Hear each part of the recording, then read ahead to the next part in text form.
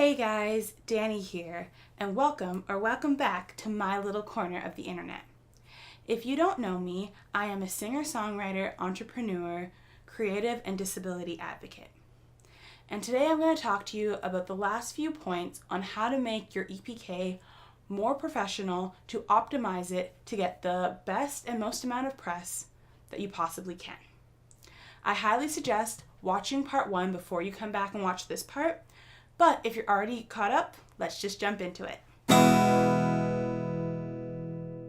The overarching theme from the last video was that the press is lazy.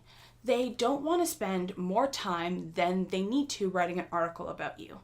And if they have to spend that time looking up more stuff about you or looking up links or just in general being inconvenienced, the article about you is either going to not happen or it's going to be worse than it could have been.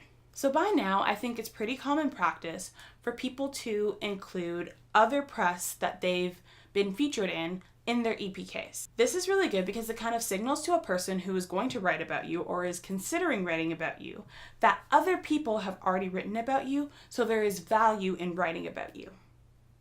But here's where you can take it to the completely next level.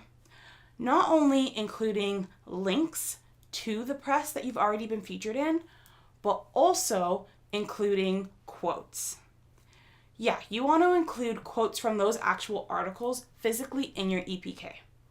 This is because the new press that's coming in to write about you can actually use those quotes from the old press to bolster their own articles, which they will do, and it'll kind of optimize their article to be viewed by more people because it has like another name of another press within that article. And if you want to take this even more next level, you can actually include your own personal quotes in your EPK, preferably things that you find very passionate or parts of your life that you want to stand out, and even testimonial from your fans about how your music has impacted their life, what they love about your music, why they are a fan. This is all great stuff for someone who's writing about you to include in their articles. The next thing that I suggest adding into your EPK that I don't hear people talk about a lot is actually your stage plot and kind of a list of the general equipment that you use for your performances. That might sound super weird, but think about it this way. It's not only press that is looking at your EPK, it'll actually be venues who might consider booking you or booking agents who also might consider booking you. And when they're considering artists, it's very common practice to do a quick Google search, go on their website. They probably will look at your EPK. So if your stage plot is already there, they know if they have the right equipment to service you in your performance. And you can also get a lot of last minute jobs that way, as well as you will save your own personal time by not emailing back and forth with this venue who's considering hiring you for a performance, and then to find out that they don't have this really specific thing that you need in order to perform, and you just wasted your time emailing back and forth. Lastly, and probably most importantly, you hear a lot that you should be including your music in your EPK, which is 100% true. After all, you are a musician. That's mostly what people are here for. But here are the things that people don't tell you about including your music in your EPK. First of all, your music should be easily accessible. That means putting links to every single place that you could possibly go and find your music in your EPK.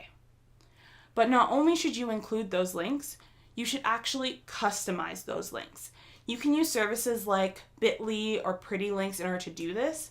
And the reason why this is so helpful is not only is it super easy to remember if, let's say, someone in the press needs to tell their boss to go listen to something and they're saying it verbally and they can do it in a very simple link.